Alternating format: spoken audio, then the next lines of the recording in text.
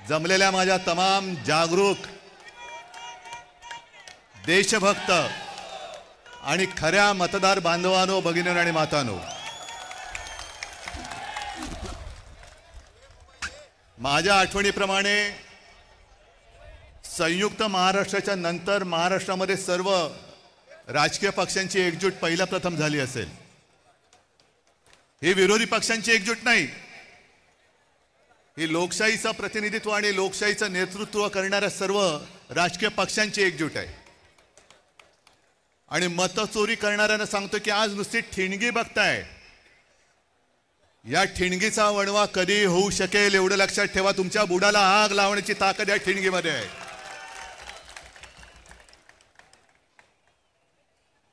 मध्यंतरी एक मी शब्द वापरला तो गाजला. कोणता शब्द तुम्हाला कळेल? शोलेमध्ये एक डायलॉग आहे, दूर गांव में जब आधी रात बच्चा रोता है तो माँ कहती है सो जा नहीं तो. तसं आज तुम्हाला सांगतोय की आता जागे झाल्यात, जागे राहा, नाहीतर ॲनाकोंडा आ जाएगा. या ॲनाकोंडाला आता आपल्याला कोंडावंच लागेल, कारण नाहीतर हे सुधारणार नाहीत. मला एका गोष्टीचं आश्चर्य वाटतं की एवढ्या सगळ्या धडधडीत पुरावे, आज राजनीती किती डोंगरच आहे तो, रोज कुठून ना कुठून तरी पुरावे येत आहेत, तरी सुद्धा आपले राज्यकर्ते आणि निवडणूक आयुक्त कसल्यांचे नोकर आहेत. आणि यांची खाका, मी ॲनाकोंडा का बोलतोय, काहीतरी गंमत किंवा चेष्टा मस्करी करायची म्हणून नाही बोलत आहे.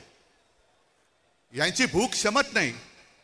आपला पक्ष चोरला, निशाणी चोरली, नाव चोरलं, अरे माझे वडील चोरायचा प्रयत्न करतायत आणि तेही पुरेसं नाही म्हणून आता मतचोरी करायला बघतायत.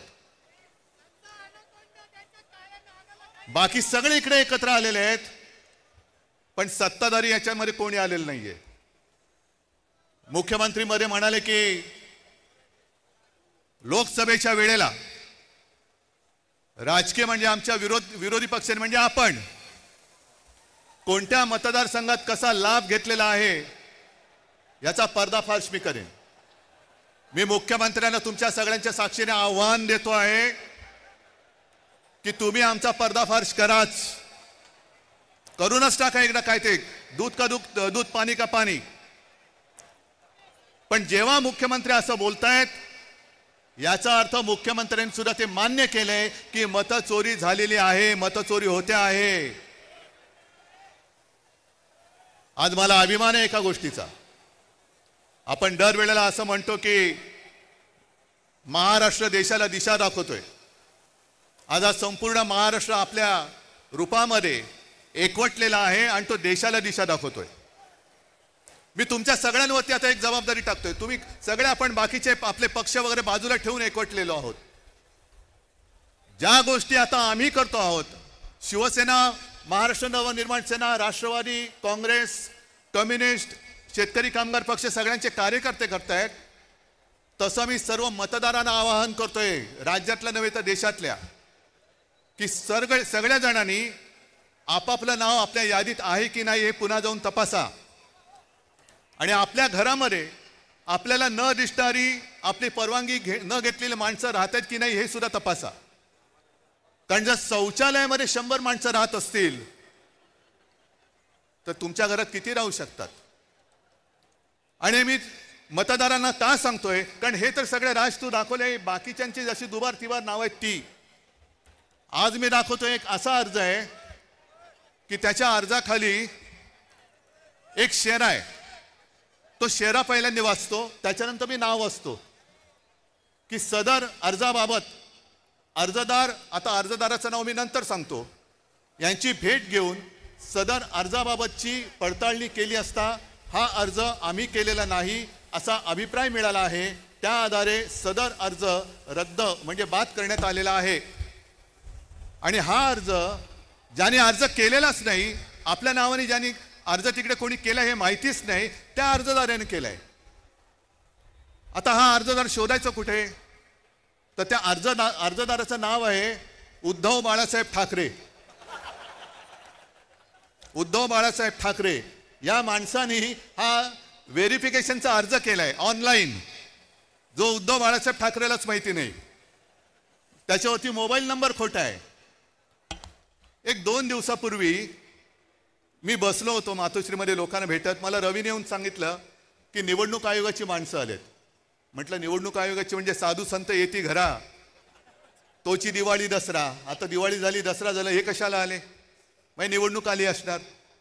मग त्यांना बोलवलं, त्यांना विचारलं. सगळी मराठी माणसं, त्यांची काही दोष नाही, आमच्याच गव्हर्नमेंट कॉलनीमध्ये राहणारी. आणि म्हटलं बोला, काय हो, काय माहिती पाहिजे तुम्हाला? नाही तुम्ही सांगा.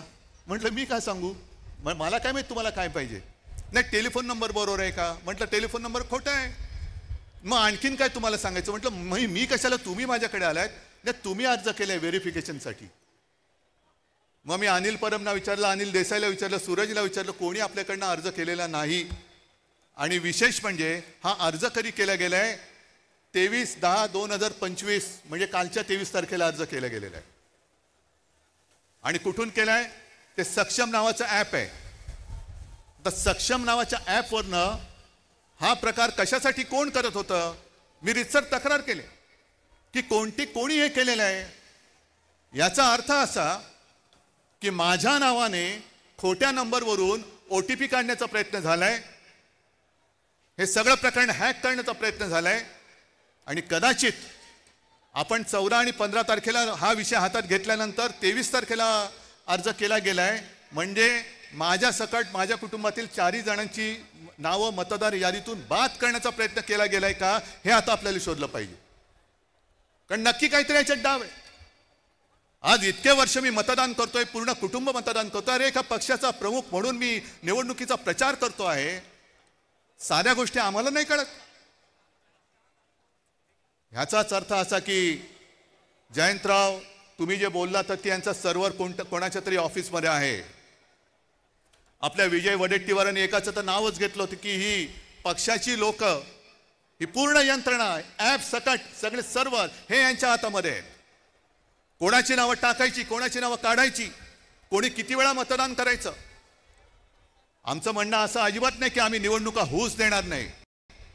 आम्हाला निवडणुका पाहिजेत. आम्ही सुद्धा यांना एकदा लोकशाहीच्या मार्गाने ठोकायला आसुसलेले आहोतच.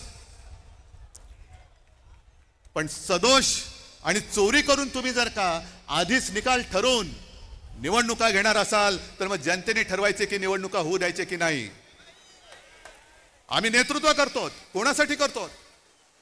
जनतेसाठी करतो आहोत. आमच्यातले सगळे पक्षभेद मतभेद बाजूला ठेवून आम्ही या देशातली लोकशाही जिवंत ठेवण्यासाठी एकत्र आलेलो आहोत.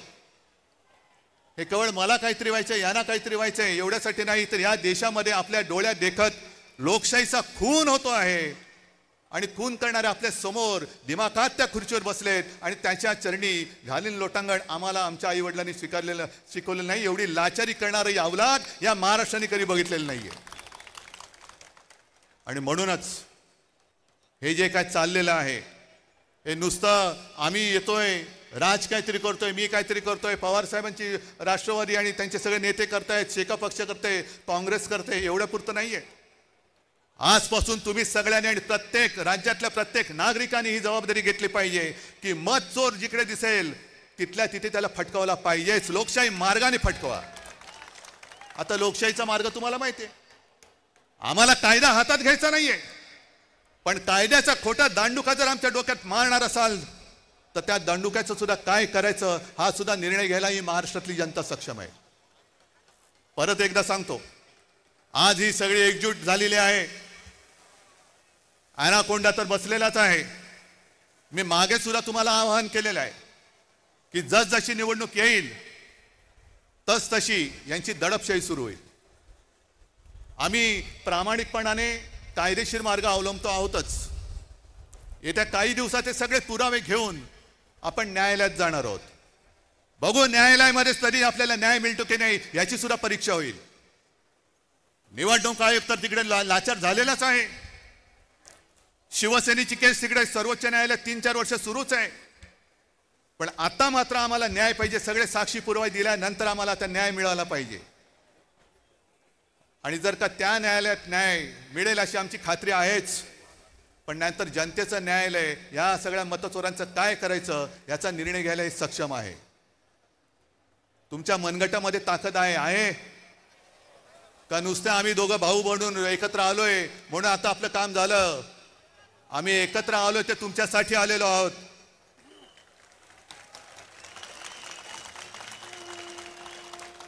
आम्ही एकत्र आलो आहोत ते मराठी माणसासाठी आलो आहोत. आम्ही एकत्र आलो ते हिंदूंसाठी आणि महाराष्ट्रासाठी आलेलो आहोत. पण अशा वेळेला आम्ही पुढे जात असताना तुम्ही भक्कमपणाने साथ देणं हे तुमचं कर्तव्य आहे. आणि जर साथ देण्याची तुमच्यात धमक असेल तर एकदाच मला दोन्ही हाताच्या मुठी आवडून वरती करून दाखवा.